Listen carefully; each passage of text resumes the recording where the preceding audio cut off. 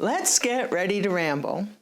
There's been a lot of talk in the news lately about the Epstein files, or as some people are calling them, the Trump files. Obviously, his name is in there a bunch, or it wouldn't have taken 1,000 FBI agents to redact it. Anywho, this isn't about Epstein or Trump or any of the other perpetrators. This video is for the victims. I don't think there's been enough said about the impact of all of this from the moment it happened until now and beyond on the victims. And actually, that's what it's all about. This focus should be on these women now, who were once children, who were abused and tormented by these people. I sympathize with these women because a lot of what they've gone through is very similar to my past. One thing that people don't mention enough is that money is power. Money is control. You don't have control over your own life if you don't have enough money. When you're a child and you're raised by a family that's not ideal, let's just say that. It's not the best family in the world for one reason or another. Maybe there's domestic violence, maybe there is substance abuse, maybe it's just a lack of finances. Whatever it is, these poor women went through that as children. And that's precisely what Jeffrey and Ghislaine Maxwell were searching for. It's been said many times on the news, they specifically sought out young girls from broken homes who were homeless, in foster care, dealing with poverty, whatever the case may be. They were looking for vulnerable children to take advantage of. That's where I can relate.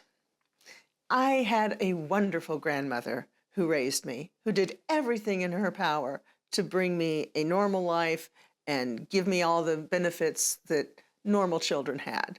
However, I didn't have a mother and father in the house.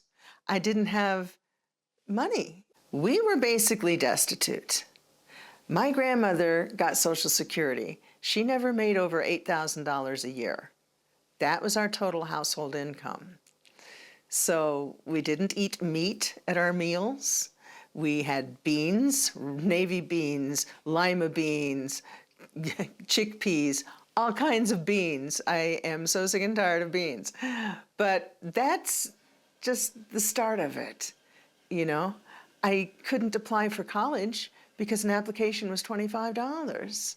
We couldn't afford that. It costs money to take an SAT. It costs money to go to school.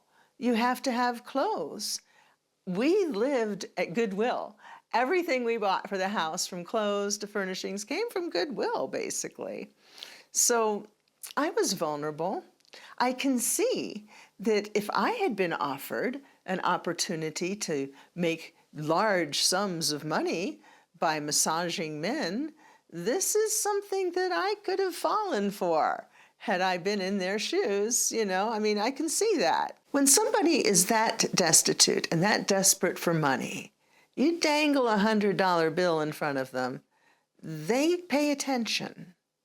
And if they don't have any other options, odds are they're going to come back for another $100 bill and do whatever it takes to survive, because that's what we're talking about here, survival. And if these children who don't know better because they're just children are seeing this as the only option to survive and hopefully one day thrive, they're going to jump at it. And that's exactly what Jeffrey Epstein and Ghislaine Maxwell knew. And that's what they preyed upon. I can see this. The same thing happens in the blue movie business. They don't go out looking for people, don't get me wrong there. But these girls, they see the ads in the newspapers. That's how most women got into the business. They saw an ad for a nude model in the newspaper, and they thought, I bet you I could pose topless. I could be okay with that maybe, and I could get some good money, and that would help me, do something better with my life. Just a stepping stone. I wouldn't do it long, just once or twice maybe, to get enough money so I could do something better. That's what most of these women are thinking. Because most of them lived in LA. My story is different. You can find that out on another video. But this is about the vast majority of women in the business. They see an ad. They realize they can make good money here. It's a heck of a lot better than waiting tables or working in a grocery store or a gas station. So that's how they get involved. Just a little bit here and there. And that's exactly what these women, girls at the time, went through with Ghislaine. They started doing something simple, like just rubbing somebody's back, an old man's back, a masseuse. Not that big a deal. And then more is asked of them, and more money is waved under their nose. And if they keep following down their path, they might end up on Epstein Island, or at his compound in New Mexico, or at his mansion in New York City. And there you go. That's how it starts. You cannot, absolutely not, blame these children because, number one, they're children. Number two, because they're children, they don't realize the ways of the world. For example, if you don't have a man in the house, a father who's a good father, who will treat his daughters correctly and educate them on the ways of the world, then you don't know. Nobody told me that guys out there are horn dogs. Nobody told me that if somebody asks for a massage and they offer you $100 for it, they're probably going to try to have sex with you. I would have been shocked. I had no idea. Nobody told me this. Nobody warned me that men thought about sex a lot and that teenage boys wanted sex a lot. Nobody told me any of this. I thought that they were normal, decent human beings, just what you see on television. I had no idea there was this whole underworld about sex and how prevalent it was. It wasn't until I started doing dinner theater when I was 16, 17 years old. And then this is just for dinner theater, right? I mean, we got paid like anywhere between $40 and $70 a weekend. But it was a paying job and you had to audition for it. So I had directors doing all kinds of things that they shouldn't have done, definitely crossing lines. I'm talking about coming over to my house when my grandmother wasn't home on the premise that we were going to read the script and that they were going to give me the script because I had the job and then start kissing me and fondling me at 16 and 17. These are low-time nobodies with no money and no prestige in Indianapolis, Indiana. So, and this is how I found out the ways of the world. So I can see how these women, if you're in a family where you don't have a father who's good to you, who can explain this, or your mother can't explain it because it's embarrassing, or because she's busy working, trying to keep a roof over your head. She's the only one bringing in income, perhaps. Maybe she has to work 2 and 3 jobs. We don't talk about predators like this enough to our children. That's why sex education is so important in school. So children know that there is a line, there's a boundary, safe touch, not safe touch. And they need to be taught this early because there are predators out there who will prey on 2nd and 3rd grade children. So yeah, maybe that's a little young to teach them where babies come from, but it is certainly not too young to teach them about safe touch and about predators out there. They need to know this to keep them safe. There needs to be somebody that they can come to, an adult, that they can tell something has happened that has made me feel not comfortable.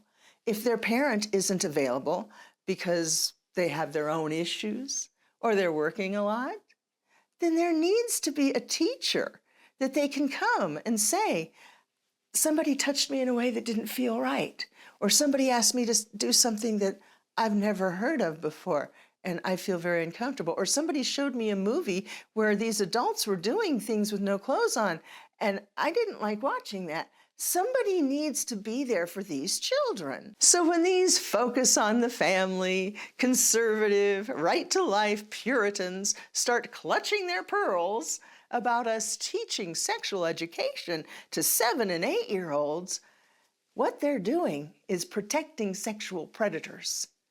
Because, yeah, 7- and 8-year-olds definitely should not be having sex, and that should go without saying. But there are men out there, and some women like Ghislaine Maxwell, who are willing to take advantage of children that young and do unspeakable things to them. And if they don't know that that's wrong because they haven't had education to tell them that, then they're more vulnerable. They're more likely to be victimized. So age-appropriate sexual education, even at that young age, is very important to protect the children so they aren't set up to be victimized. If conservatives don't realize that, and I think they do, I think they're just covering for these predators, just like they covered for Trump. I mean, it doesn't take 1,000 FBI agents to redact your name unless you're on there a lot. And I don't know if you've seen it or not, but there was something like $1 million transferred in overseas accounts from Trump to Epstein. Anyway, the focus is on these victims, these survivors who have survived this. And I don't think for a minute that Miss Giuffre killed herself. I think that was done on purpose. I think she was murdered to keep her quiet because she was very outspoken. So, I am a survivor. Not only did my stepfather sexually abuse me multiple times, but I was sleeping in my apartment just days after my 18th birthday when someone broke in and raped me. And you heard about my story with the sleazeball directors from the dinner theater in Indianapolis. You know how guys are. You know how anybody with power wants to hold it over somebody else to get something out of them, whether it's extra work in the office, whether it's extra blood, sweat, and tears. Will you do me a favor? Will you change my oil? Will you come on over and will you hang this picture? Anything to get extra on somebody. And somebody who has money and power, if you do this for me, I'll give you a promotion. If you do this for me, I'll put in a good word with the boss. If you do this for me, I'll do whatever. Money and power. That's what it's all about. And people with money and power, that's why they want it. So they can make other people do things for them that they normally wouldn't do. And it leaves a lasting impact all your life, particularly when you try to have children, because that's all wrapped up in sexuality. So now, something as beautiful as making love with your husband to have a baby, something as normal and natural and as sacred as giving birth, is now tainted and destroyed because you've got these horrible memories coming back. People who do this are demons. They have no redeeming values. If you can abuse a child like that and ruin their entire life, possibly causing the death of their newborn baby because labor is so difficult for you because of your memories, then you deserve the lowest pit in hell, in my humble opinion. It's sick. Psychiatrists will tell you there's no cure. So, someone like that, they only want power so they can abuse someone else. Now that's where it gets down to the sad facts. If you are a victim, you're just trying to survive. You're in survival mode. That's why you succumbed to these things. These poor children were just hoping for some semblance of normalcy in their life, a little bit of substance so they could get from point A to point B. They weren't trying to be sex workers. That wasn't their goal. That's not what these children aspired to. Their dreams in life got derailed by these perverted old men and women. So 9 times out of 10, at least, it's going to be a man. You're not going to find that many Ghislaine Maxwells out there. Thank God, but they do exist. Something needs to be done. And the number one thing that we can do is shine a light on it. Cockroaches don't like the light. When they do their dirty little tricks, they don't want anybody to see. That's why we have NDAs, non-disclosure agreements, because somebody saw too much or somebody knows too much, and we wouldn't want our dirty little secrets exposed for the rest of the world. It's a sick world. It really is. The saddest part about it, it's the children who are getting hurt. So let's embrace people who have been abused like this. It's not their fault. How could you possibly think that it was? They're children. They didn't know. They didn't know what they were getting into. They didn't know the world had such evil, vile, disgusting people in it. But they were trying to get by. They were trying to do the best they could to make ends meet, to find a better life. And look at what has happened. So all of these people out here who want to keep it all shut, who want to not educate children about sex and sexual abuse, they're perpetrating these atrocities. They're helping out these horrible demons who prey on children. I have no sympathy for people like that. As far as I'm concerned, they're almost as bad as those who do these things. Lots of therapy can help, but it never goes away completely. What makes things even worse is when you don't get justice. The guy who raped me, we have his fingerprints, we have all kinds of DNA samples, but if you don't have somebody to compare it to, it doesn't do any good.